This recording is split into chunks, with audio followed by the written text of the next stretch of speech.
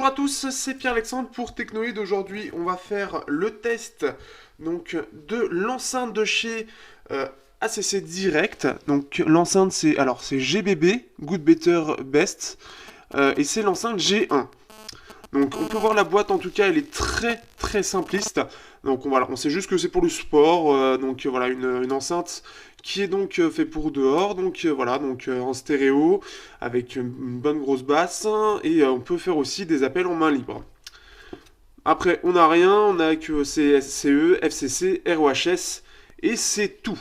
Ah voilà, ici on a la version du Bluetooth 4.0, distance de communication 10 mètres, donc du Bluetooth classique, la réponse de fréquence entre 100 Hz et 20 kHz, capacité 2000 mAh. Alors on va aller un petit peu plus loin, on va aller sur le site. Hop. Donc il faut savoir qu'elle coûte 35 €.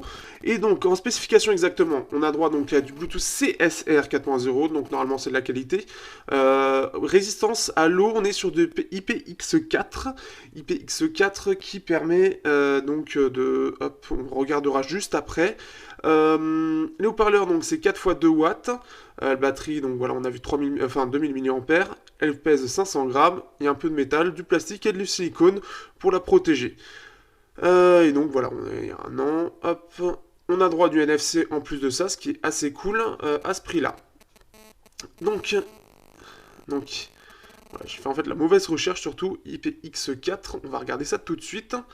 Donc indice de protection, hop, on va regarder, tableau des indices. Donc indice de chiffre, le deuxième chiffre, donc là, protégé contre les projections d'eau de toute direction. Donc c'est-à-dire que ça peut pas être immergé, mais au moins ça peut être protégé de flaques ou de choses comme ça, ce qui est plutôt cool. Ce qui fait que voilà, déjà c'est plutôt pas mal, donc ça va permettre d'avoir en fait de pouvoir l'utiliser dans des environnements où on n'utiliserait pas, on n'emmènerait pas forcément son appareil. Alors ça peut être bien pour la pluie par exemple, puisqu'on peut voir qu'il y a un mousqueton. Donc je pense que c'est fait par exemple pour ceux qui font de la randonnée par exemple, qui voilà, ils veulent écouter de la musique, donc ça permet d'accrocher en fait via le mousqueton au sac et ça diffuse la musique tout en ne devant pas la porter ou à l'intérieur du sac où ça va étouffer le son. On va faire un petit tour du propriétaire. Donc comme on peut voir ici, donc déjà elle est déjà allumée. Donc ici on peut voir donc le mousqueton justement. Là on peut voir que tout est en silicone ici, avec plusieurs sorties de plusieurs grilles. Alors il faut savoir que le son sort que d'une seule partie. Donc là on peut reconnaître que c'est la mauvaise partie, puisque ici ça va être blanc et on va voir qu'il va y avoir un creux ici. Et que là vraiment ça, on sent que c'est plein. Et donc on va le voir en fait, on va distinguer les haut-parleurs ici et ici. Mais il faut vraiment le voir.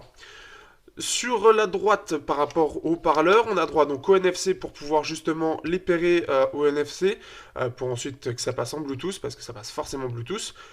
On a droit quand même à un câble justement pour protéger les ports par rapport aux projections d'eau, avec une sortie donc jack 3.5 et une sortie micro USB, donc quelque chose de tout à fait classique.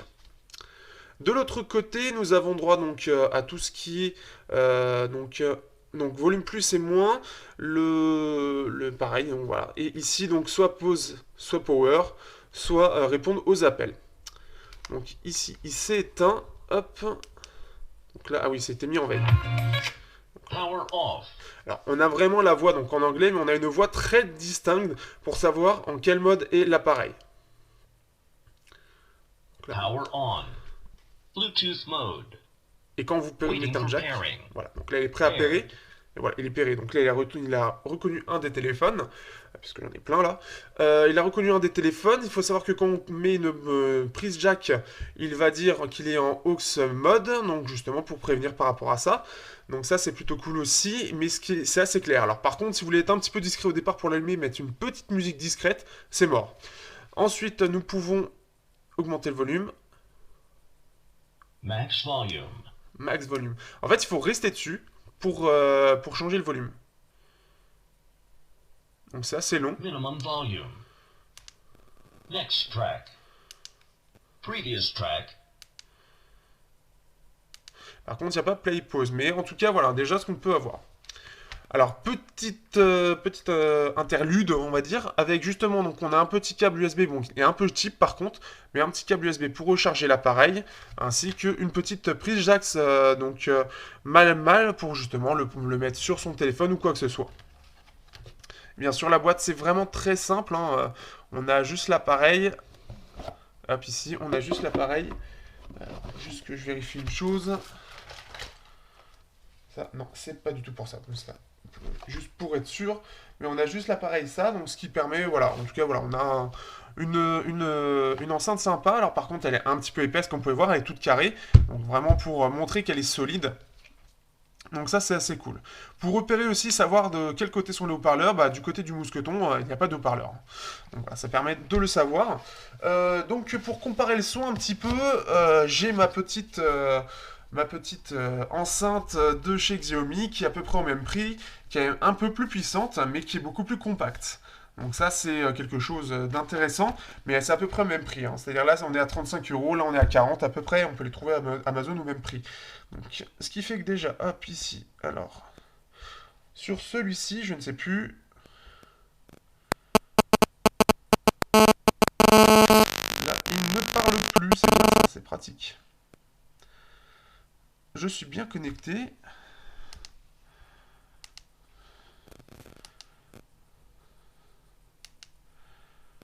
Ah oui, c'est vrai que j'ai mis en volume minimum, alors forcément on va rien entendre.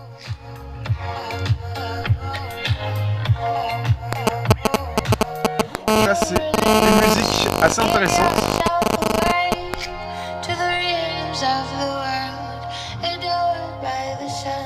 Donc là, c'est une musique assez intéressante parce qu'elle est dynamique, c'est-à-dire qu'elle utilise beaucoup les aigus et les graves en même temps, avec une voix médium. Donc là, on peut vraiment entendre en fait réellement les différences entre deux musiques, vraiment avoir quelque chose pour voir en fait si vraiment elle tient plutôt bien en termes de musique entre les basses et les aigus et savoir qu'est-ce qui prend le plus. Donc ça, c'est assez cool. On a ensuite la petite Xiaomi.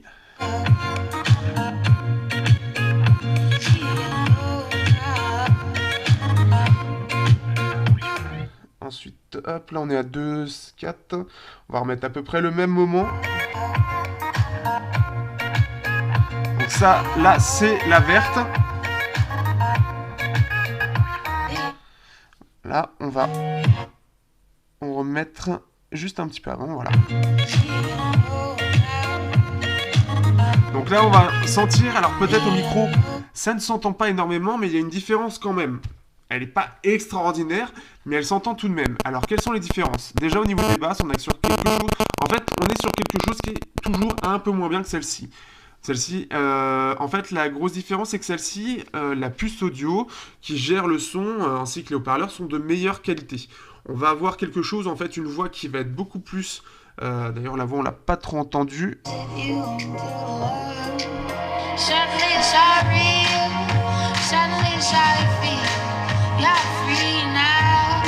Voilà. Sachant qu'en plus on est sur une version beaucoup plus compacte comme enceinte. Et on va terminer hop ici. Donc là c'était 1 minute 30. On va essayer après une autre musique. Mais là c'est vraiment un exemple vraiment très clair.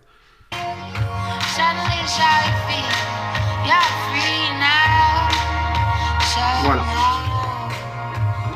Bon, là, ce qui est bien, c'est que je suis sûr de me faire niquer pour la musique. En soi, donc au niveau de la différence, au niveau de la musique, donc pour à peu près la même chose, en fait, la Xiaomi speaker sera bien plus performante globalement. Elle a des meilleures basses, le son est globalement meilleur et plus large pour chaque chose. C'est-à-dire, par exemple, la voix, c'est ça qui m'a beaucoup étonné, je m'y attendais pas forcément. Mais la voix dans le spectre, en fait, elle va aller un petit peu vers les graves, tout comme les médiums. On va avoir une voix beaucoup plus large en termes de son, en fait, de sonorité. Là où ça va être plus fade, en fait, sur celle-ci. Tout va être un peu plus fade. Donc, c'est plutôt pas mal, hein. C'est vraiment... c'est pas mal, mais c'est quand même largement moins bon que celle-ci. C'est-à-dire que les basses vont être moins puissantes, elles vont aller de façon c'est moins basseux. Globalement, en fait, ça va être plus fade et moins dynamique. Dans le sens où, quand je parle de dynamique, pour ceux qui ne comprennent pas, c'est-à-dire que en gros, là où on entend bien sur celle-ci, ou en tout cas en réalité on entend bien, on va avoir les bonnes grosses basses tout en ayant les aigus, on va avoir quelque chose de clair et quelque chose d'assez vivant. Donc clairement, on a une excellente qualité là-dessus globale. La différence avec celle-ci, c'est qu'on va avoir quelque chose qui sera tout moins bon, c'est-à-dire des basses qui sont être un peu plus discrètes. Globalement, il y aura moins de détails. On entendra moins les différentes parties, les différents instruments. Ils seront un petit peu plus cachés par certains autres instruments. Donc ça, c'est aussi important. Et on a aussi donc les aigus aussi qui sont un peu plus discrets. Donc c'est globalement ce qui en ressort. Après, Donc voilà, donc en gros, pour la musique pure, la Xiaomi est plus intéressante. En plus de ça, elle est plus compacte. Mais l'avantage de cette enceinte, c'est surtout qu'elle est certifiée pour les projections d'eau. Et surtout, elle a un mousqueton. Et en plus, elle peut résister bien mieux au choc. C'est quelque chose qui peut arriver, surtout, voilà. Donc en fait, cette enceinte, elle n'est pas faite forcément pour tout le monde, mais elle est faite par exemple pour les gens qui ont tendance à beaucoup se balader, à partager sa musique avec ses potes, et à peut-être aussi donc faire de la randonnée, aller en montagne, faire des grandes balades où justement ils sont un peu seuls, etc. Et il peut se passer n'importe quoi, le sac qui tombe, ou simplement changer quelque chose ou quoi que ce soit. Et bien, ce qui est plutôt bien avec celle-là, même si le son est moins bon, c'est qu'elle va être résistante au choc, puisque vraiment, voilà, il y a la silicone, elle est épaisse en plus, hein. En gros, si... Voilà, on va avoir quelque chose ici. Euh, donc on va avoir un joint ici qui est quand même assez important. Ici, c'est plus important. Dans les coins, vraiment, là, on va pouvoir voir vraiment que ça va... On va sentir qu'il va mieux résister, hein. Donc ça, c'est quelque chose qui est important. Donc résistance à l'eau, résistance au choc. Voilà, c'est pas négligeable non plus. Donc pour ceux qui sont maladroits, ceux qui se baladent ou quoi que ce soit, ce sera forcément plus intéressant de prendre celle-ci pour la protection de l'enceinte et qu'elle dure assez longtemps. On peut voir hein, sur les grosses parties quand même, on peut voir que l'épaisseur est quand même pas négligeable du tout. Donc c'est quand même assez sympa. La chose assez sympa aussi, c'est qu'elle intègre le NFC. Donc pour le pairer, c'est assez facile. Ça, c'est plutôt cool aussi, tout en ayant quand même quelque chose de complet. Donc il y a NFC, le Bluetooth 4.0 qui est parfaitement dans les normes, donc récent, même s'il y a le 4.2 maintenant. Donc la gestion du volume, on peut répondre aux appels, etc. Au niveau de l'autonomie, alors ça, c'est un petit peu dommage parce que quand même, elle est assez épaisse. On est sur une batterie de 2000 mAh, on est à peu près à 8 heures de charge, 8-10 heures. Enfin, 8-10 heures d'autonomie. Donc, c'est pas terrible par rapport à l'épaisseur. C'est ça qui est un petit peu dommage. Par contre, ils auraient peut-être pu faire mieux, surtout que c'est pour des balades. Donc, ça aurait pu être un petit peu plus autonome, justement, par rapport à ça et répondre vraiment au milieu, justement, à ce milieu-là, qui ont tendance à faire des grandes marches ou quoi que ce soit. Donc, ce qui fait qu'il faudra le recharger de plus ou moins régulièrement. Donc, ce qui fait que voilà, pour 35 euros, c'est plutôt honnête parce que on perd un peu en qualité de son, mais on va gagner énormément en résistance.